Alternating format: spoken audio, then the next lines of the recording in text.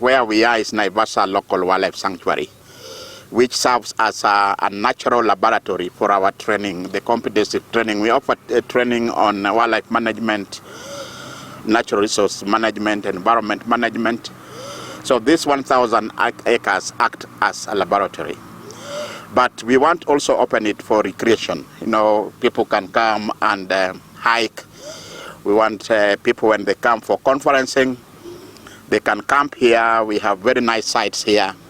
So we are going to open it shortly to the public so that people can camp in, they can come and do cycling, they can climb the cliffs here, a very beautiful scenery, and that they can be able to contribute to our revenue, to support our research and training, which is our core mandate given by the government. When we see Amboseli flooding like a big lake, then we'll know the impact is huge.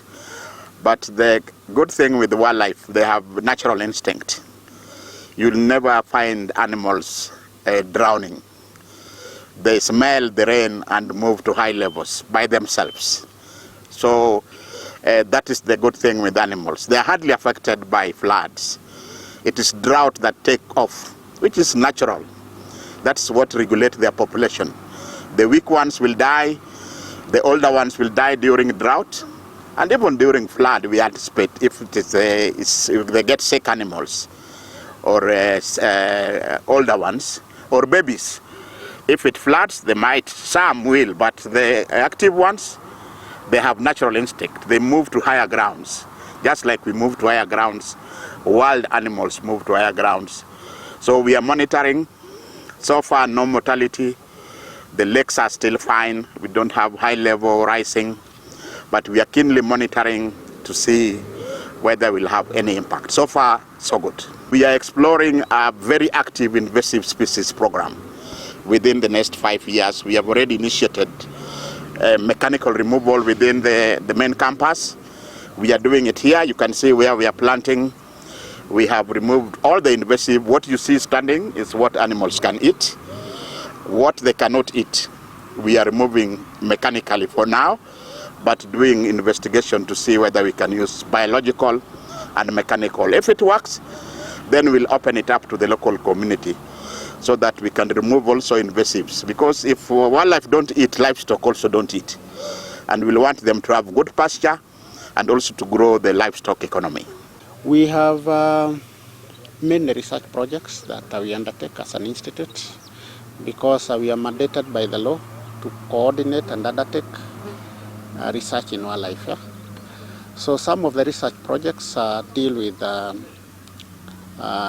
habitats monitoring, issues to do with wildlife tracking and monitoring, like putting collars on animals so that we can be able to understand how they range.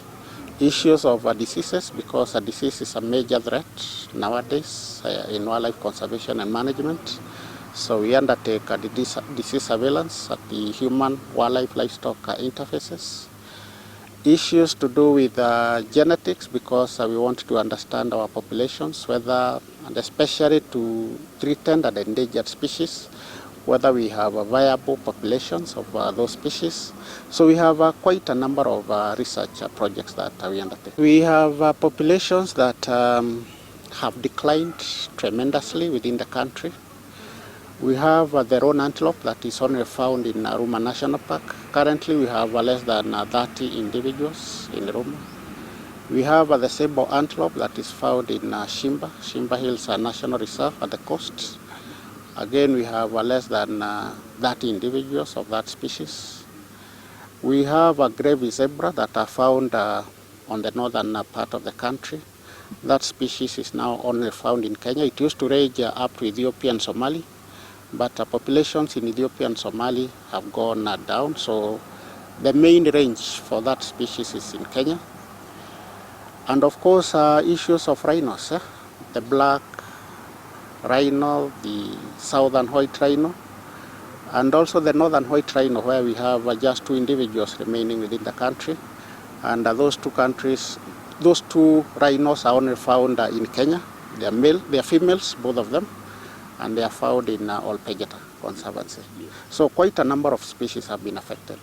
And we need to undertake research so that we can be able to conserve and ensure that we grow the number. The acacia we have planted. The acacia Santa Floria, yellow fevered. Yeah.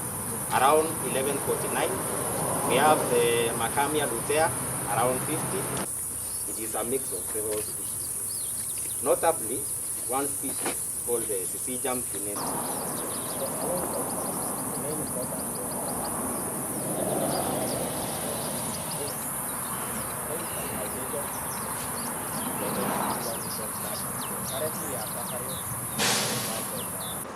Let's help them get this right, then we'll come back and work with them. I know people are supposed to go the other side. Haya, hiyo ni director. Ni makofi mara moja alafu namwachia na hali yake.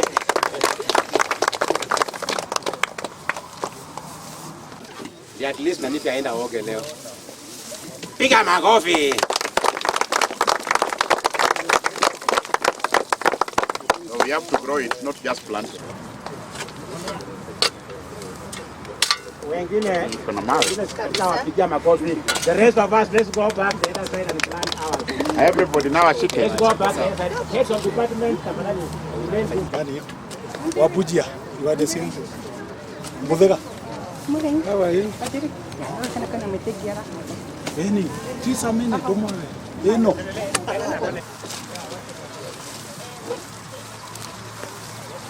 That is spit.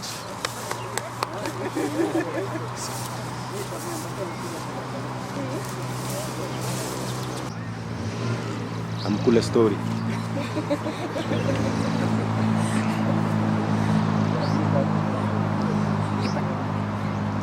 Those are our teams. Yeah. They have a scan. We don't have bottom.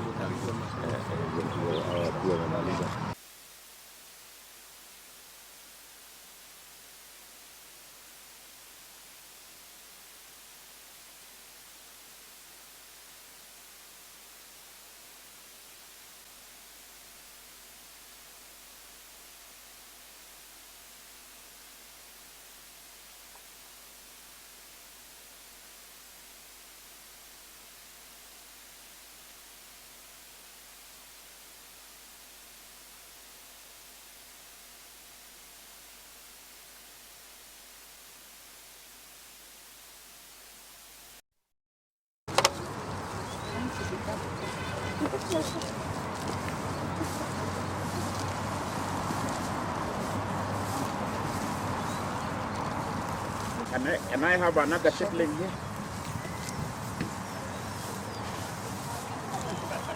Ni kidogo sana.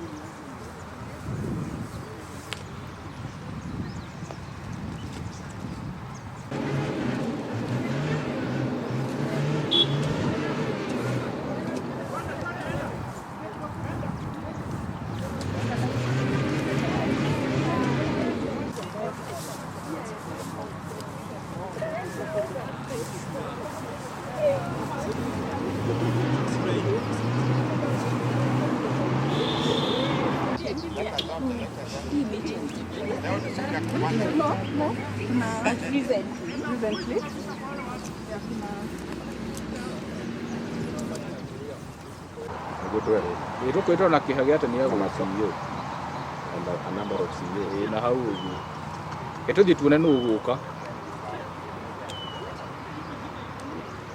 sawa